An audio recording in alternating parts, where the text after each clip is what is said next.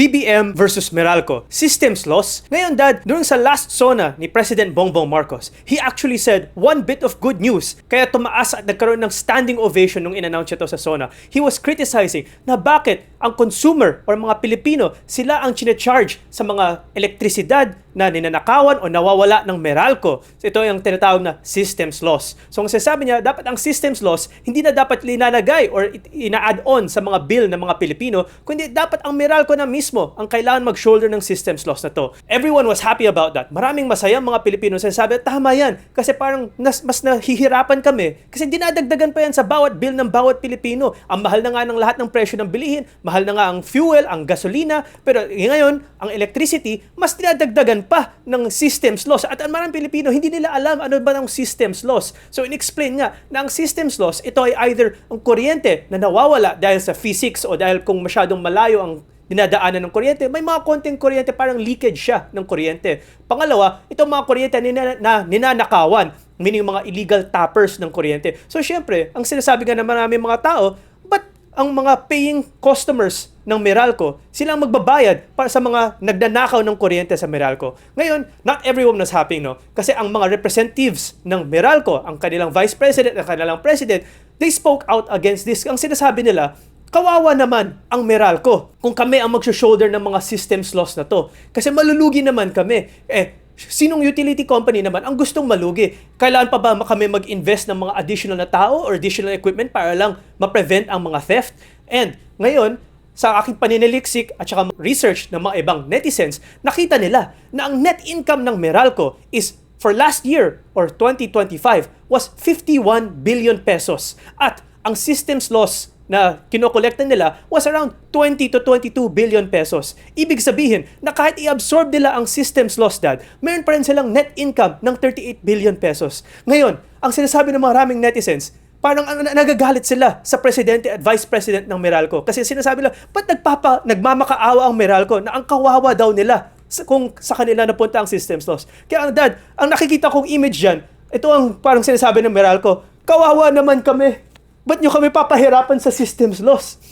Please lang, dapat ang consumer ang mag-carry ng losses ng Meralco kasi malulugi naman kami, di ba? So, Dad, ano masasabi mo dito? Kasi it seems like many people are saying na why do we have to carry the burden of your problems, di ba? What do you think about that, Dad? Well, number one, no, pag-usapan natin sinabi ng Pangulo, kaya nga maraming tumayo at pumalakpak, no, natutuwa sila doon sinabi ng Pangulo na sinasabi niya nga na dapat isa sa mga hangarin niya o kanyang programa is buwagin na o purahin na yung systems loss na sinisingil ng Meralco sa ating mga kababayan na nakita naman natin na isa kasi sa mga kadahilanan yan. Kaya nasabi ng ating Pangulo yan dahil umiiyak na yung ating mga kababayan. At mabuti nga na nakinig ang ating Pangulo at kanyang nilahad o nilantad yung kanyang programa para maibsan yung pagkalbaryo ng ating mga kababayan sa binabayaran napakamahal na singil ng kuryente. Kasi nga, katulad sinasabi ng iba, we are number 2 na pinakamataas sa presyo ng kuryente o minsan nga nagna-number 1 pa tayo dahil pabago-bago minsan ang presyo ng kuryente sa buong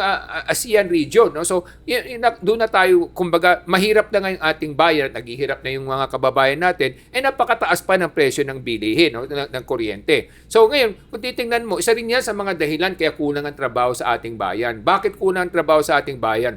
Dahil kakaunti ang gustong mamuhunan sa atin, lalo na yung mga pabrika at mga manufacturing, kasi nga napakataas ng presyo ng kuryente natin. Ngayon, sisisihin lang ba natin ang Meralco? Siguro in fairness, to be fair to Meralco also, hindi lang naman Meralco kasi ang may sala dito. Ang may sala kasi dito, yung sa power generation din. Kasi yung kumbaga yung kung magkano yung kuryente, kasi Meralco para lang silang distributor para lang silang kumbaga nasa gitna lang sila Pero yung pinagmumulan ng kuryente, napakataas din ng singil. Kung titingnan kasi natin, yung bill ng Meralco, siguro mga kalahati, minsan higit pa sa kalahati, binabayad yun sa mga nagpo-produce ng electricity. Tapos sila, may patong sila, kumbaga ikaw yung may tindahan, namili ka ng produkto, tinitinda mo sa tindahan mo, may patong ka doon. So, ganun ang istorya kasi niyan. So, ngayon, isa-isahin natin, himayin natin yung mga issue. Issue number 1, yung sa power generation kasi, pinagmumulan ng kuryente. Bakit kasi napakataas ng presyo ng kuryente? Kasi nga walang kompetisyon.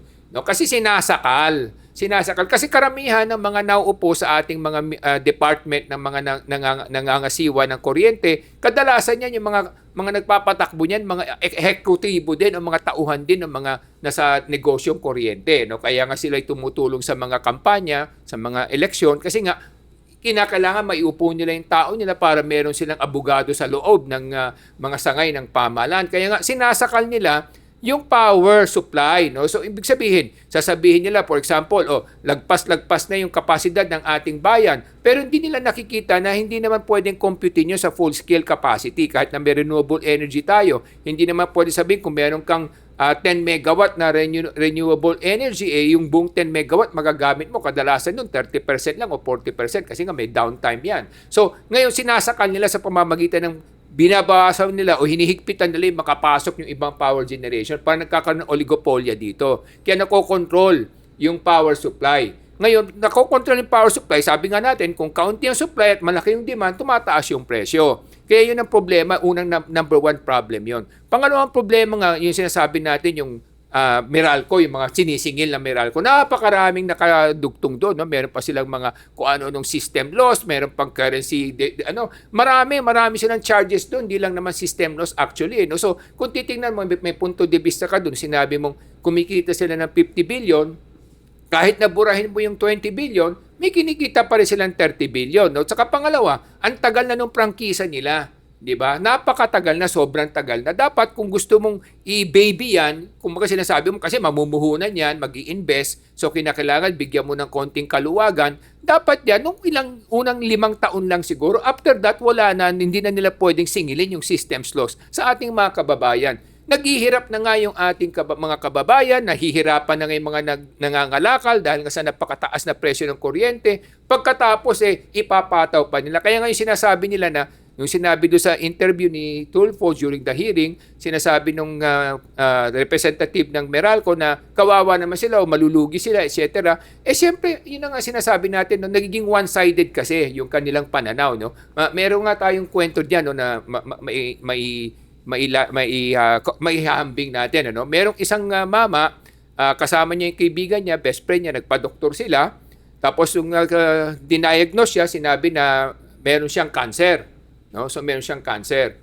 So ang kanyang buhay siguro 1 taon na lang, no, o less, no. So nung nagpunta sila sa meeting ng mga iba-ibang kasamahan nila, tinanong siya, no, ng mga kasamahan niya, kumusta yung medical test mo? May check up mo, ano sinabi? Bad news, sabi niya. Mamatay daw ako ng AIDS, no? So ngayon nagtaka yung kaibigan niya, bakit mo sinabing mamamatay ka ng AIDS? Kasi yung asawa niya napakaganda, no? So napakaganda ng asawa niya. Kaya sinabing mamamatay siya ng AIDS dahil ayaw niya, yung mga kaibigan niya, naligawan yung asawa niya pag siya ay yumao na. So bakit ko naikwento to? Paano maihambing to? Kasi sinasabi natin ganito, no? Yung mga nagngangasiwa na Meralco, matagal na sila diyan, no? Kumbaga, nakinabang na sila at nabawi na nila yung mga puhunan nila. Hindi naman natin sinasabi kinakailangan malugi sila. Mabawasan lang yung kita, pero maibsan naman yung kumbaga dinaranas ng ating mga kababayan sa presyo ng kuryente. Kasi bakit kamo? Kumbaga sinasabi natin, yung iba diyan, siyempre, na maalam na nga sa Meralco yung ibang executive nila. Pero ayaw pa rin nilang ipasa yung kinabukasan o yung kabutihan para sa ating mga kababayan. Ganun din to, parang pinagdadamot niya pa yung asawa niya na maganda sa ibang tao kasi nga feeling niya na kumbaga nagiging selfish yung kanyang pananaw. Hindi niya nakikita yung mararamdaman naman o pagdaraanan naman kanyang asawa at ng mga ibang taong mabuti naman ang hangarin sa kanyang asawa. Ngayon naman, Dad, ang sinasabi naman ni Senator Tulfo dun sa kanyang questioning sa taga Meralco, sinasabi niya, kung ang sa standard business practices, alam ba, may isang tindahan daw, tapos biglang nanakawan daw siya ng gamit o biglang nabaha daw siya, yung mga losses na yun, hindi naman niya biglang itataas yung mga presyo ng mga coke or yung mga bilihin niya the next day para ipilit sa mga customer na kailangan bayaran niyo yung mga nawala ko. Kumbaga, that's part of standard business practices. Pero sa Meralco, pag sila nanakawan o sila nawalan ng gamit or nawalan ng kuryente because of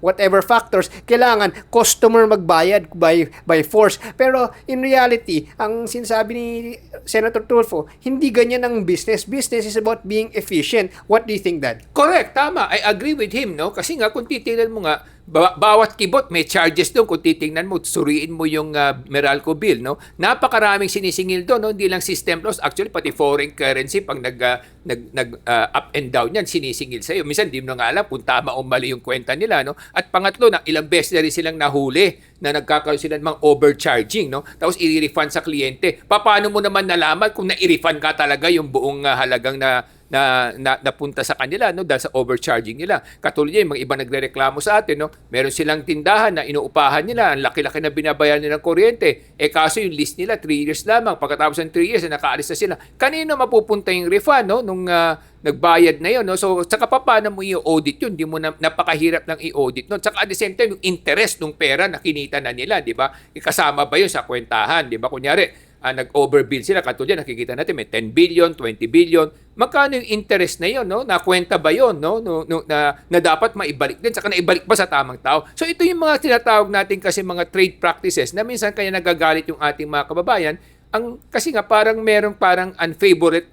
unfavorable circumstance na nangyayari sa ating lipunan, no? So ang tanong kasi dito, bakit? Paano nangyari ito? Kasi nga tuwing nire-renew yung prangkisa, yung mga politiko na pabor sa kanila, na siguro nakikinabang for whatever reason, sinusuportahan nila to. So, ibig sabihin, pinababayaan ng ating mga ibang mga namumuno at namamahala na makalusot ito kasi nga meron silang pakinabang. Yun ang nagiging issue dito, kaya yung iba naggagalaiti sa sitwasyon na to. Ngayon naman, isang nakikita ko is mahigit 20 years na tong system loss na implement na binibill ng Meralco at mga ibang power distributors sa ating mga kababayan, pero ngayon lang talaga or lately lang talaga parang nagwawala sila kasi biglang nagtaasan bigla ng sunod-sunod, kumbaga ang bilis ng pagtaas ng kuryente. Pero for the last 20 years walang mga talagang nagsa-stand up na major groups talking about this. Kaya doon ako nababahala kasi parang sa ibang bansa tulad ng Amerika, France, sa Japan, konting kibot lang, proposal pa lang, idea pa lang na magtataas or magdadagdag ng dagdag pabigat sa taong bayan nila, nagwawala na sila doon. Nag-aarali na sila doon. Dito, na-propose na, lumusot na, in-implement na for 20 plus years, tsaka palang magigising. Parang ano kaya ang rason? Bakit ang napaka-timid ng ating mga taong bayan? Ang tagal nila makagets kung kailan sila sa-stand up, at pati yung stand up ngayon, medyo mahina pa ngayon. Hindi ko pa nga nakikita talaga na mamalaki ang taong bayan na nagagalit. Parang ilan-ilan pa lang. Ano nakikita mo dito, Dad? Well, tatlong kadahilanan yan, no? Una nga yung sinasabi natin, edukasyon, no? Kasi kulang yung ating mga kababayan sa tamang edukasyon. Kaya hindi nila naiintindihan minsan kung ano yung nangyayari sa lipunan, no? So, pangalawa, kasi yung ating ibang mga namumuno at namamahala, hindi naman lahat, pero marami sa kanila kasi, minsan kasi, kumbaga, nakikinabang sila sa mga iba't ibang mga negosyo na ganito, katulad nito, no? Kaya siguro, sumusuporta sa kanila sa kampanya, sa eleksyon, kaya pinagtatakpan din nila, no? So, pangatlo, siyempre, sinasabi nga natin, hindi lang kasi minsan pinagtatakpan. Minsan kasi yung mga kalaban din o yung mga sumasalungat, tinatakot o maaring inaalok din ng kung ano-ano, kaya nalulusaw din yung kanilang tinig, no? O minsan sinisiraan pa nga, no? Because parang tingin nila hindi ka magpakiusapan, sisiraan ka na lamang, parang sa ganun mawala ka na sa... So yun ang mga challenges kasi, no? Pero ang pinaka-importante kasi din yung education kasi, no? Yung bang knowledge and information na malaman ng mga kababayan natin kung ano yung mangyayari at sino yung magbabayad ng mga katulad nito, mga kumbaga sitwasyon na ganito. Siguro that going back to that education topic, no, marami sa mga Meralco executives, they're educated, pero siguro masasabi natin, ginagamit ba nilang education nila para sa kabubuti ng ating bayan? Looking back sa itong pananaliksik tungkol sa Meralco, did you know that for the past 20 years, parating several billions ang kanilang net income. The last time daw sila nagkaroon ng net loss was in 2005, no, mayroon silang 400 million pesos na nawala or net na nalugi sila ng 400 million pesos noong 2005. Pero hindi din sila nalugi ng 400 million pesos noong 2005 dahil nalugi ang kanilang negosyo. Ito ay kasi apparently may Supreme Court order na kailangan daw nilang i-refund ang lahat ng mga overcharging nila. From 1994 daw up to 2005, nag-overcharge sila ng 30 billion pesos sa kanilang mga consumers. So, masasabi ba natin ng education ng mga Meralco executives na to ay para sa kabutihan ng ating Pilipinas? Anong klaseng education ang kailangan natin para sa Pilipino para yung mga gantong klaseng mga abusado ay mabuwag na dito sa Pilipinas? Well, kasi nga kung titingnan mo as a professional kasi katulad sinasabi natin no in the world of professional people, pag ikaw ay binabayaran, syempre tama o mali, pinagtatanggol mo parang abogado 'yan. Yung pag tinanggap mo yung kliyente mo na halimbawa ay nakapatay o may ginawang mali, ipagtatanggol mo siya tama o mali, 'di ba? Dahil nakikinabang ka. Ngayon sinasabi nga natin kasi pag nakikinabang, yun ang problema, no? Kaya nga kinakailangan yan, hindi lang naman edukasyon, yung tinasabi nga natin, moral standing mo din as a person, di ba?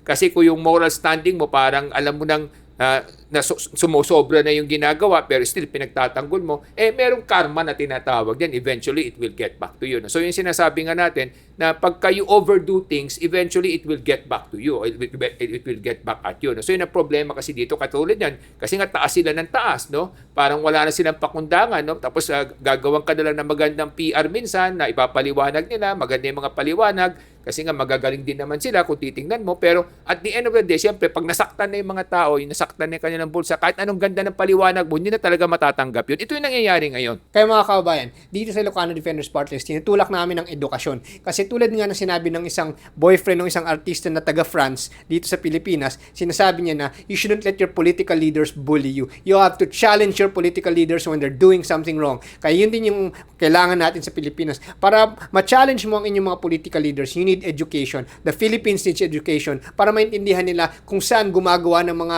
oppression at kamalian ng ating mga political leaders at ating mga politiko para ma-challenge sila at huminto sila sa pag-o-oppress ng ating mga taong bayan. Para sa edukasyon, ako si Morgan Sain, yung coach ng bayan. Mga kababayan, ang layunin ng Ilocano Defenders Party List ay itaas ang antas ng edukasyon para sa bawat Pilipino. Para bawat Pilipino, alam nila at mas alam nila kung sino ang tama, sino ang mali at anong dapat ipaglaban dito sa ating bansa. Para sa isang mas magandang kinabukasan, ako po ay si Solomon Sai, ang inyong kuya ng bayan. Ang pinaglalaban namin sa Ilocano Defenders Party List ay pangalagaan ang kapakanan ng ating mga kababayan. At nang sa ganun magkaroon ng matiwasay na kinabukasan ng ating mga kabataan. Hindi po kami laban sa mga naghahanap buhay na dapat sila kumita. Kami po ay sang-ayon na dapat tulungan ang mga namumuhunan, mga nagnenegosyo at nangangalakal na magtagumpay sa kanilang ginagawa. Pero aming ding layunin at aming ding tungkulin na ipaglaban at ipagtanggol ang kapakanan ng ating mga kababayan. Ako po si Michael Sain, yung dad ng bayan.